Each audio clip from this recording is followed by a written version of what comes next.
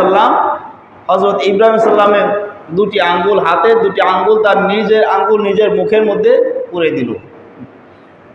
দুটি আঙ্গুল, একটি আঙ্গুল থেকে মধু বাহির হয়, আরেকটি আঙ্গুল থেকে দুধ বাহির হয়।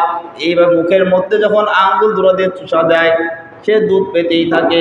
এইভাবে তার পেটের খিদাওকে নিবারণ হয়।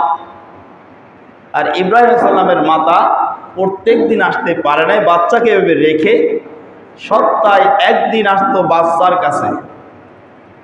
একদিন যখন আসতো, যেদিন ইব্রাহিম সাল্লামের মাতা তার সন্তানের কাছে আসতো, ওই দিনই আল্লাহর ইচ্ছায় ওই শিশু বাচ্চা ওই দিনই পেশাব পায়খানা করতো। বাকি 6 দিন, এক সপ্তাহ যত সময় তার মা না আসতো, এর ভিতরে আর পেশাব পায়খানার জরুরত তার হতো না। আল্লাহ কেমন লালন পালন করেছেন। 7 দিনে একবার পেশাব পায়খানা করতো, যেদিন তার মা তাকে তার নিকট আসতো।